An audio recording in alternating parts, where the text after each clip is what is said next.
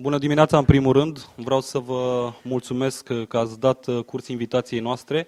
Astăzi avem deosebita onoare de a avea un oaspete de onoare, excelența sa, doamna Cecilia MALMSTRÖM, comisar de afaceri europene, care zilele acestea efectuează o vizită oficială la invitația ministrului Administrației și Internelor, domnul Traian IGAŞ. De asemenea, în sală se află reprezentanți din Delegația Europeană, precum și oficiali ai Ministerului de Interne. Am să o invit pe doamna Malmström să facă câteva declarații de presă. După această scurtă declarație de presă, domnul ministru, domnul Constantin Traian IGAŞ, de asemenea va face o scurtă declarație. Având în vedere programul foarte dinamic, am să vă rog să vă rezumați la finalul alocuțiunilor la 3 întrebări. Vă mulțumesc. Okay, so thank you first of all for kindly agreeing to accept our invitation to meet today.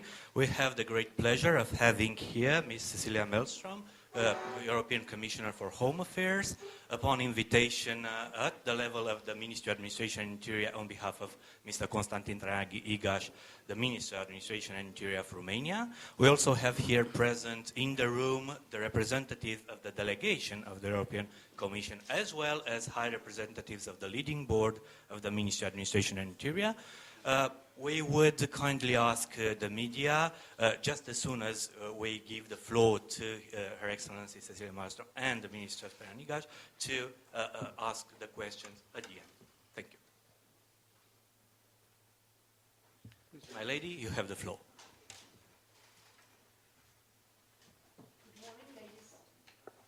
Good morning, ladies and gentlemen.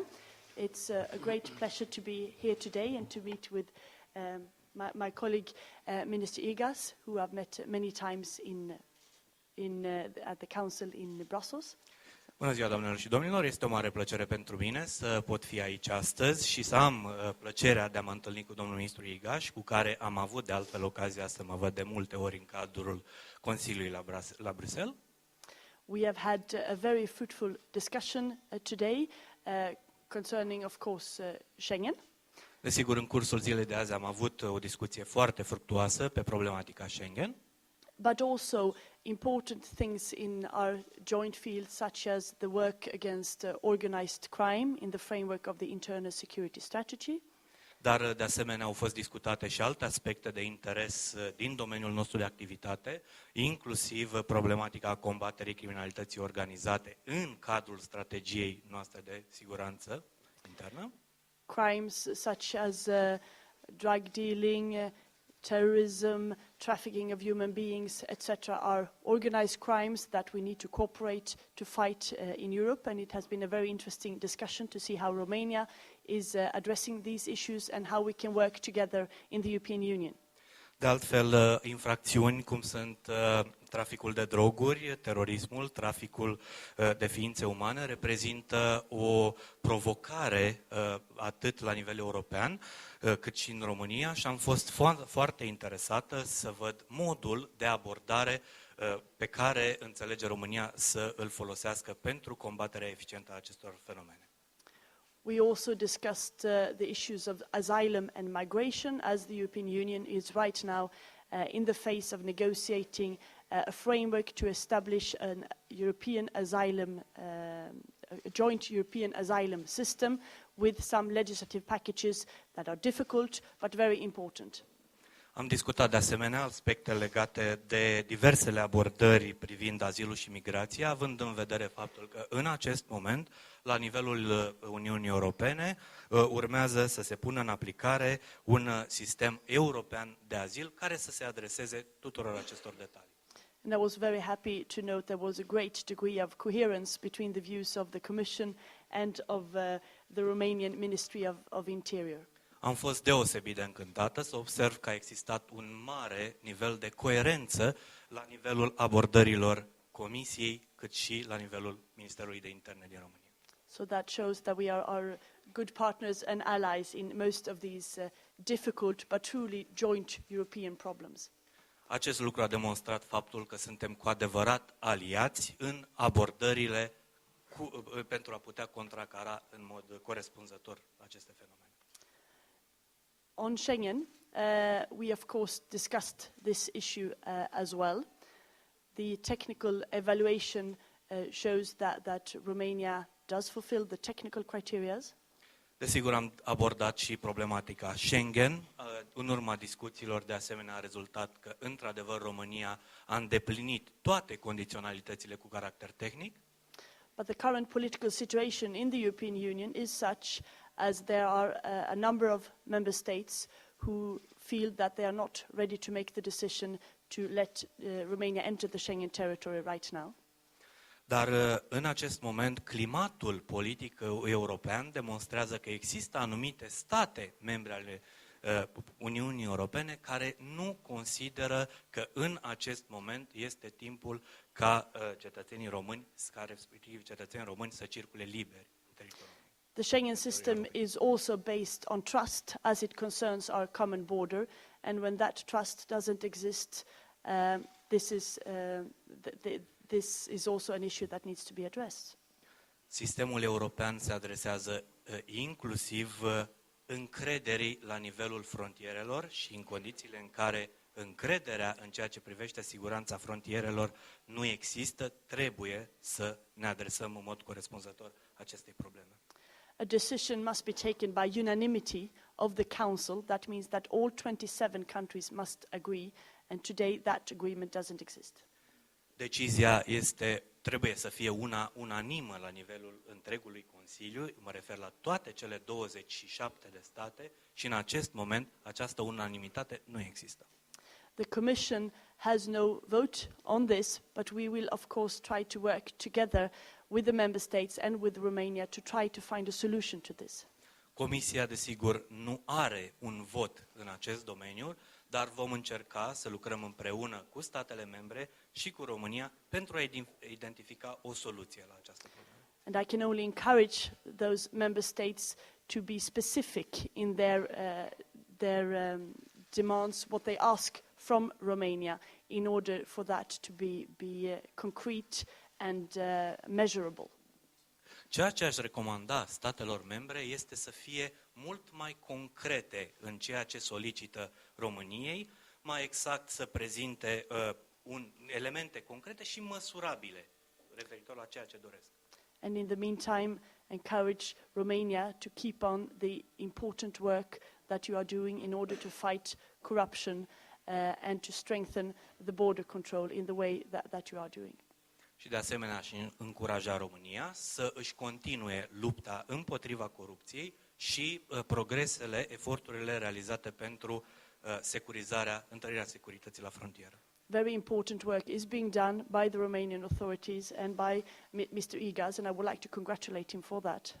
S-au făcut progrese importante ale României și la nivelul Ministerului de Interne, motiv pentru care aș dori să adresez felicitările mele domnului ministru Igas. But there is still a lot to be done, and I am also here to assure the Minister of the support from the Commission and the assistance that we hope we can bring in this process. Dar mai sunt multe lucruri de făcut și sunt aici astăzi pentru a-l asigura pe domnul ministru de disponibilitatea și sprijinul nostru pentru ca aceste progrese să continue. Thank you. Vă mulțumesc. Vreau să salut și eu astăzi la București prezența doamnei Cecilia MALMSTRÖM, comisar european pentru afaceri interne. De altfel, încă din luna octombrie am avut o primă discuție pentru acest eveniment de astăzi și sunt bucuros că am reușit azi să avem un dialog la nivelul Ministerului Administrației și Internelor. The presence of Ms. Cecilia MALMSTRÖM, European Commissioner for Home Affairs at the level of the European Commission. This, as we already said, it has already been decided starting with the month of October, and I'm very happy to be able to have this dialogue here today. Am apreciat și am adus în discuția pe care am avut-o sprijinul constant pe care l-am avut din partea doamnei Malmström de fiecare dată atunci când ne-am întâlnit și atunci când am susținut cauza României.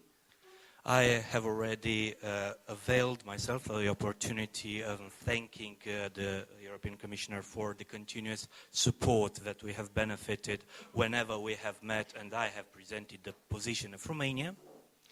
Consider că am reușit să tragem anumite concluzii și în urma întâlnirii pe care am avut-o azi.